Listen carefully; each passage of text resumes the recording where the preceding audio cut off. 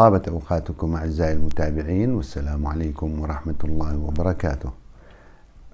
جاءني أحد التعليقات على حلقة رفعت الأسد، يقول أنه ويقال بأنه كان ضليع في مقتل باسل الأسد، ولكن لابد طالما هاي التساؤلات موجودة عند بعض الأخوة والأصدقاء أحبتي، لابد من أنه نحاول نستعرض تاريخ باسل الأسد ولماذا قتل.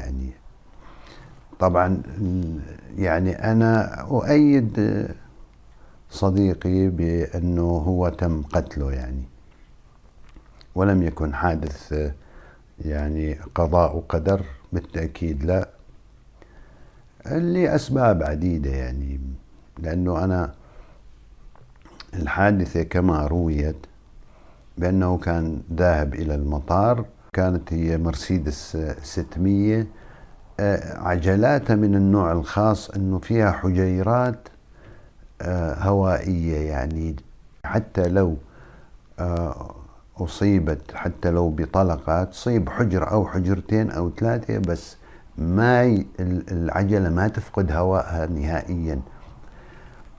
فكان كل التحقيقات تحاول تؤكد بأنه شروط السيارة كانت آمنة، ووسائد هوائية، وطريق المطار لا في منعطفات ولا في مفاجآت. كل الرواية كانت مدعاة للشك حقيقة.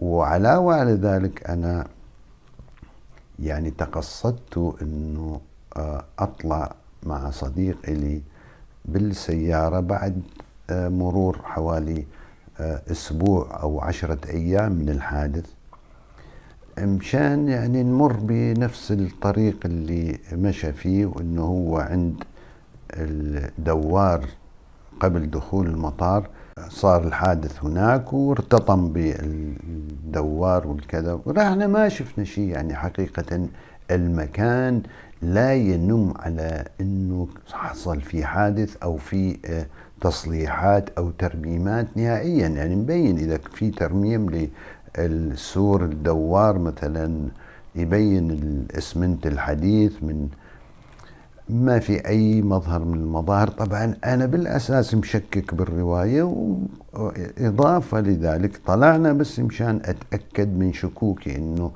هل حصل فعلا حادث سير وأدى إلى وفاته. لا يمكن أنه النظام يصدق بهذه الرواية. هو طبعا يريد يخفي سبب موته أو سبب مقتله. أنا برأيي من هذاك اليوم أنه شكوكي كانت تحوم حول من كان وراء مقتل باسل الأسد. وأنا كنت أشير إلى حافظ أسد تحديدا. أبوه هو من قتله، ولكن هو قتله بسبب إصراره على توريث باسل. هذا الإصرار لم يرق للماسونية. أنا مضطر أعيد وأتحدث عن الماسونية في هذه الحلقة تحديدا، وعن مقتل باسل. في الماسونية لا يمكن يخرج عن أوامر المحفل الماسوني. يوم الحادثة مباشرة أنا عدت إلى الأسبوعين السابقين. ما الذي حصل في سوريا؟ كان هناك لقاء في جنيف بين الرئيس الأمريكي وحافظ الأسد. كان يومها الرئيس الأمريكي بيل كلينتون. حصل اللقاء في 6/1/1994. حادثة الموت باسل حصلت ب21/1/1994، تماما 15 يوم المدة الزمنية التي تفصل بين موت باسل ولقاء حافظ الأسد ببيل كلينتون. اللقاء كان العنوان المعلن أنه هذا اللقاء من أجل يعني السلام والقضية الفلسطينية ومعاهدات سلام يعني منفردة أو مجتمعة مع الكيان الصهيوني. هذا المعلن، إنما أنا قناعتي لم يكن هذا اللقاء من أجل السلام أو مفاوضات السلام اللي كانت تجري في ذلك العهد بالمطلق. أنا قناعتي كانت أنه هي لقاء من أجل تحديد الفترة القادمة لسوريا ومن الذي سيرث حافظ الأسد. حافظ الأسد كونه مريض ومتعب ويتعالج، وكانت كل المعلومات تشير أنه هو مصاب بالسرطان. على ما يبدو في هذا اللقاء كان حافظ الأسد قد طرح باسل كي يكون هو الوريث، وكان في تمهيد. طبعا سأعود للحديث عن التمهيد لباسل الأسد كي يتسلم الحكم من بعد حافظ الأسد. في تلك الفترة كان بشار الأسد موجود في بريطانيا، وكانت بريطانيا تعمل على تدريبه وإعداده للمرحلة القادمة، ورأت على ما يبدو بريطانيا أنه بشار هو الأنسب لتمرير كل المخططات القادمة للمنطقة، بينما باسل كان صعب التوقع بأنه ممكن يذهب معهم إلى آخر مدى في مخططاتهم التآمرية على المنطقة. شخصية باسل تختلف كليا عن شخصية بشار. باسل كان يحاول الاقتراب من المجتمع، يعني يحاول الاحتكاك مع أطياف عديدة من المجتمع من خلال الأصدقاء اللي كنت أنا يعني قريب منهم وأعرف تفاصيل حياته اليومية، وخاصة في فترة الجامعة يعني في فترة الثمانينات. فكان هو متواضع متوازن، يحاول يبتعد عن مظاهر الأمن والمرافقة والسيارات والحماية، كلها كان يحاول يتجنبها. يعني أنا أتذكر أنه في أحد المعسكرات الجامعية في الديماس، كانوا هم الهندسة المدنية والمعمارية سوا، يوم الخميس في عطلة نهاية الأسبوع ينزلوا الطلاب الجامعيين من المعسكر. فباسل خرج مع أصدقائه ولم ينتظر السيارة والمرافقة كي يأخذوه من المعسكر. طبعا مجرد وجوده داخل المعسكر يعني وينام بالخيمة ومع أصدقائه هاي، تشعر أنه هو يحاول يكون قريب جدا من الحياة الطبيعية، لا يعيش حياة ابن رئيس، وخاصة بفترة الثمانينات يعني والإخوان المسلمين والتوتر الأمني بالبلد، ومع ذلك كان يتملص من هاي الحماية. فبعد خروجهم من باب المعسكر أخذ هو وأصدقائه سيارة سوزوكي وركبوا، طلعوا كلهم من وراء. فالسيارة عندما جاءت إلى المعسكر مع المرافقة، فعن طريق الإذاعة الخاصة بالمعسكر نادوا على اسمه باسل الأسد إلى البوابة الرئيسية. ما رد باسل الأسد، صار استنفار بالمعسكر يبحثون عن باسل، ما لقوا له أثر، لا هو ولا الأصدقاء أو شلته مشان يسألوا عنه. فتم التعميم على كل دوريات المرور طبعا والدوريات الأمنية في دمشق أنه يبحثون عن سيارة فيها مجموعة من الطلاب وكذا. وفعلا يعني قدروا يحصلون عليه عند دوار الجمارك. طبعا هاي الحادثة تدلك على أن طبيعة باسل، يعني شلون كان وهو طالب جامعي. حادثة ثانية صارت مع صديق إلي وابن الحسكة، هو كان يدرس الهندسة المدنية وهو من الطلاب المجتهدين المجدين المثابرين، فكان عنده دفاتر وملازم للمحاضرات بشكل أنيق. فيروي لي انه هو لما كان بالمدينة الجامعية وفي احدى الامسيات يعني مسؤول الوحدة اللي كان هو فيها بعث وراه انه لازم ينزل، طالبك باسل الاسد. فاول لما سمع الاسم وهو جالس بالغرفة ما صدق، يعني انه شو باسل الاسد، شو جابوا عليه يعني. فيقول انا نزلت كرفة على الدرج، يعني مستعجل اشوف ليش جاي علي. ففعلا كان موجود باسل على باب الوحدة السكنية، سلم عليه وكيفك وشو اخبارك وكذا. وهاي قال له سمعت انه عندك دفتر مادة من المواد، يعني كانت دفتر جيد، يا ريت تعيرني اياه بس اصوره وارجع لك اياه.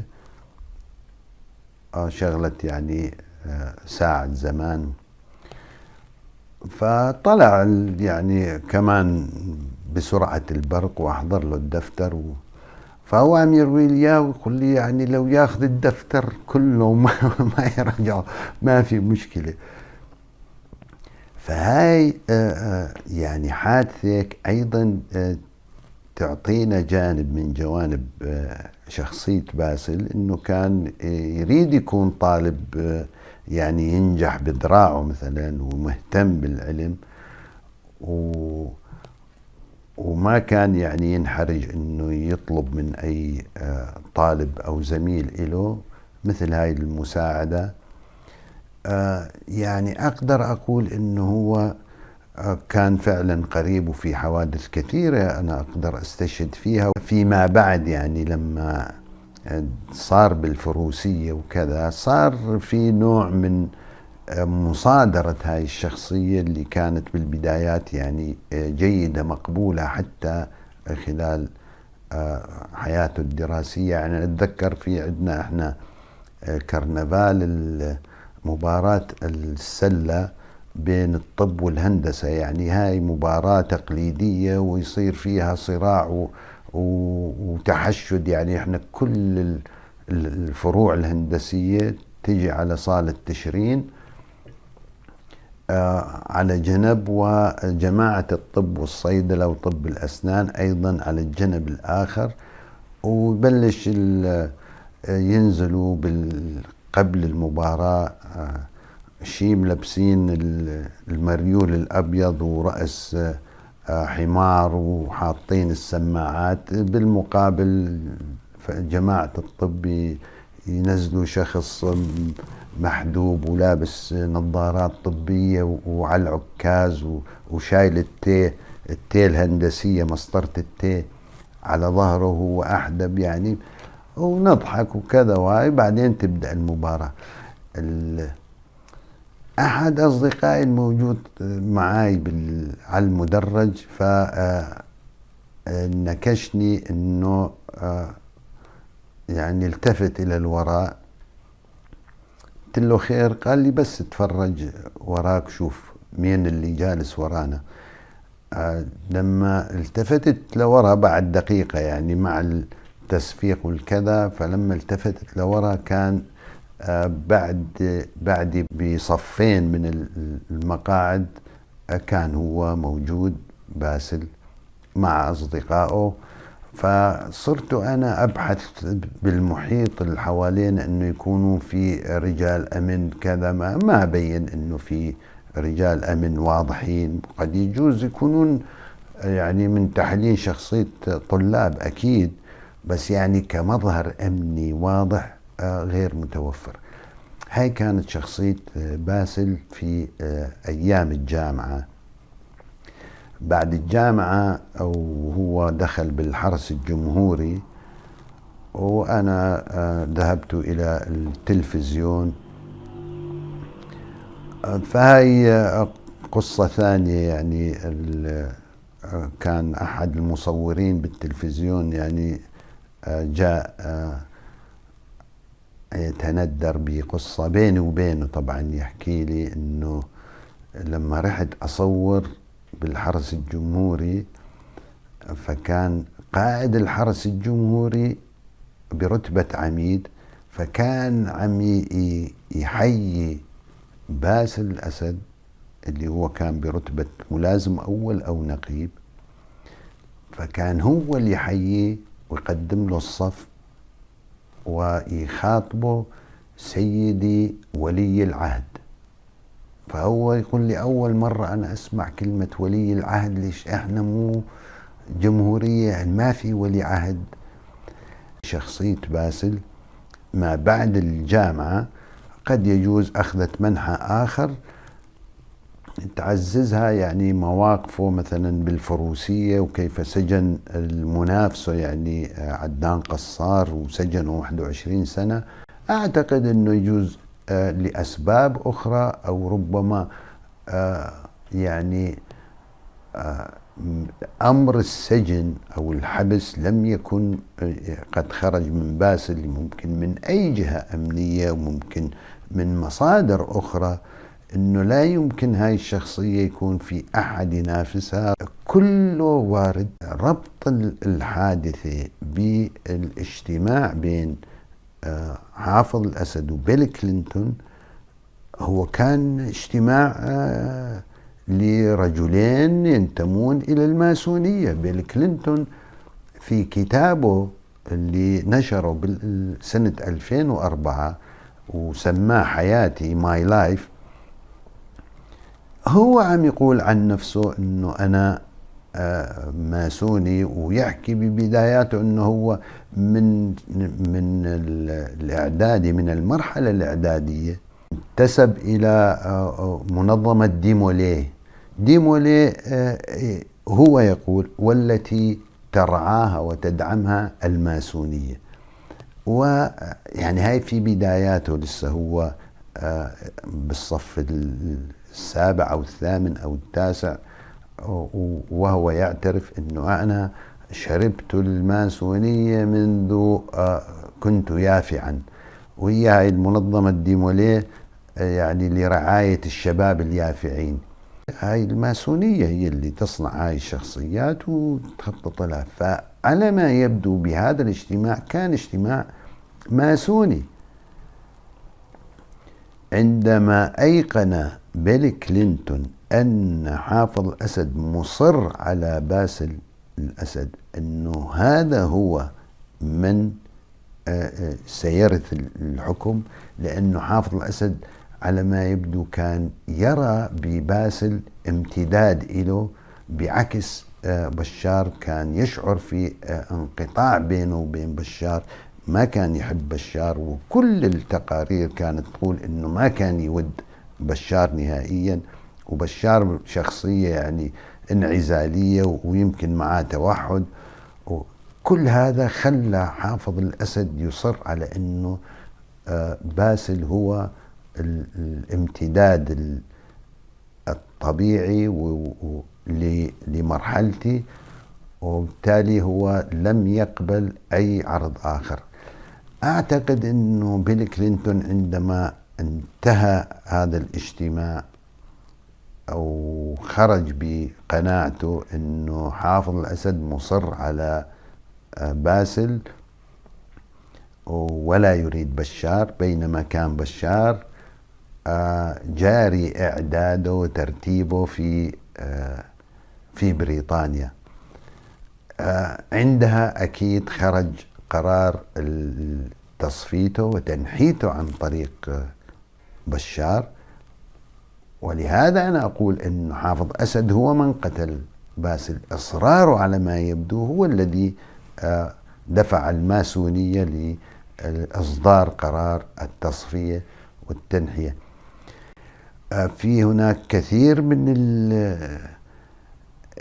يعني الجوانب اللي أنا عايشتوها من أيام التلفزيون بالتسعينات، كان مهرجان المحبة والسلام يقام بشكل سنوي في اللاذقية، وكنا نستنفر وننزل احنا معاهم يعني نغطي هاي الدورة. كان باسل ينزل قبل انطلاق الدورة ويضع كل شبيحة اللاذقية، هارون وشيخ الجبل ومن هالطرقة، يضعهم في سجن اللاذقية احترازيا. يعني هو يريد يمر المهرجان من دون أي مشاكل، فيجي يجمعهم كلهم ويحطهم بالسجن. فواحد من التلفزيون اللاذقية بمحطة القلعة، احنا كنا نروح على محطة القلعة باللاذقية، فهو يشكي انه يعني انا عقوبة عندي هاي الدورة. قل له ليش؟ يقول انا بيتي البلكون يطل على باحة السجن، فكل يوم يجوا زلم هارون وشيخ الجبل وكذا، ندق الباب، افتح الباب يدفشوني على جنب ويفوتوا للبلكون ويقضوها ساعتين وثلاثة أحاديث وكيفك شو أخبارك وعملنا كذا، ويعطونهم التقرير اليومي. فهذا يرحل عيلته كلهم من البيت مجرد ما تيجي دورة أو مهرجان المحبة والسلام، وما يرجعوا لبيتهم إلا تخلص. أيضا بالتسعينات لما كان هو يعني بمقر الحرس الجمهوري في جبل قاسيون. جبل قاسيون مقابلنا، احنا كنا ساكنين بدمر الغربية اللي هي متصلة بمشروع دمر. فكان جاري مدرس فلسطيني وطلع تقاعد، فأخذ تعويضات نهاية الخدمة، وكانت يعني مبلغ يمكن 30,000 دولار بوقتها. وفكر شو بده يعمل، فراح أخذ محل سمانة يبعد عنا حوالي 20 متر يعني بنفس الحارة. فسيارات المشروع تيجي تمر من هاي الحارة وتاخذ مشتريات وكذا. وأغلب اللي كانوا بهذيك الفترة بالتسعينات بالمشروع، وخاصة الوحدة السكنية القريبة من الجزيرة الثانية والثالثة على ما يبدو، وما عاد أتذكر يعني. فكانوا كلهم من ضباط المخابرات والمخابرات الجوية. فوقعت مشكلة بين أولاده لهذا اللي صاحب السمان اللي كانوا يشتغلوا بالمحل مع اثنين من العساكر، وانطعن واحد من العسكريين لأنه حمل البارودة من السيارة، فاضطر هذاك يطعنه ويخلصوا البارودة. المهم من تفاصيل ما نخوض فيها، انطعن هذاك، فهربوا الاثنين وراحوا يعني هربوا باتجاه المخيم وما عاد يجوا على المنطقة. بالصدفة يطلع هذا المطعون هو يعني شوفير عند خاله عقيد بالمخابرات الجوية. فعلقوا هذول مع المخابرات الجوية، وصار يطلب خاله يعني فدية ومبلغ ضخم. فكان يشكي لي يقول لي أنا يعني كل التعويض بدي أشيله، خدمتي أنا 30 سنة بدي أشيلها وأعطيها للعقيد بس مشان يسقط حقه عن أولادي، وهم المعتدين وهم اللي شالوا السلاح عليهم بداخل المحل، ومن هالقصص. ما يعني كان محتار شو بده يعمل. فأنا نصحته، قلت له هاي مقابلك الجبل، تروح لعند مقر باسل الأسد واشرح له الوضع، حطه بالصورة، لأنه هذول المخابرات الجوية ما تقدر عليهم ولا أحد يمون عليهم، بس باسل أكيد هو كلمته تكون هي الحاسمة. وفعلا هو بعد يومين راح هو وزوجته، ما قابلوا باسل، يعني قابلوا مدير مكتب باسل، وبتليفون واحد أنهى القضية، ومباشرة حكم على العقيد وقال له الموضوع بده ينتهي وما يصير ينطرى مرة ثانية، والشباب يرجعون على أهلهم وما حدا يقرب صوبهم. فهاي وحدة من الجوانب. فكان هو عم يهيئ ويرسم لهذا الدور للمستقبل ويزيد من شعبيته، إن كان في المجال الرياضي وإن كان حتى في حل المشاكل الناس. وكان قريب، وكنت أنا أشوفه يعني لما يمر بساحة الأمويين بسيارته وحيدا، يسوق السيارة فاتح الشباك، يعني ما كان في عنده أي قلق من أنه يكون معاه حماية وما شابه. الموضوع أنا أقول أنه هاي الشخصية تم تصفيتها لأنها لم تكن مرغوبة لدى الغرب، كانوا بحاجة لشخص آخر ينفذ كل المخططات القادمة للمنطقة، ولم يكن باسل هو الشخص المقصود. وأخطأ حافظ الأسد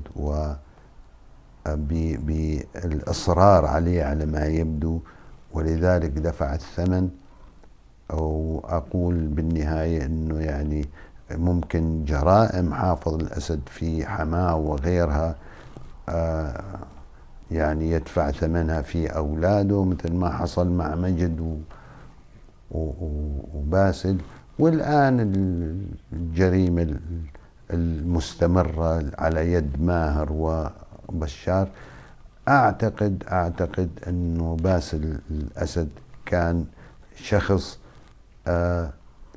هذا ليس ترويج له، أو يعني مثل ما يعني في كل عائلة يطلع واحد يشذ عن تربية العائلة أو أهدافها، ما بالضرورة يكون هو منغمس بكل جرائمهم، مثل ما حصل مع ابن رفعت الأسد اللي تمرد عليه وبلش ينزل فضايح عن رفعت الأسد. أيضا ممكن يكون باسل يعني أيضا يكون خارج الخندق المرسوم لهذه العائلة، ولذلك تم تصفيته بكل بساطة. يعني هو هذا اللي أريد أوصله، أنه باسل تم تصفيته لأنه لم يكن مناسب للمرحلة المرسومة لسوريا اللي عم نعيشها الآن، واللي دفع ثمنها 25 مليون، إن كانوا رماديين ولا موالين ولا ثوريين ولا معارضة. كل الشعب السوري دفع ثمن هاي المرحلة التي كانت بريطانيا تعد بشار ليكون هو بطل هذه المرحلة. آسف للإطالة، وطابت أوقاتكم، والسلام عليكم ورحمة الله وبركاته.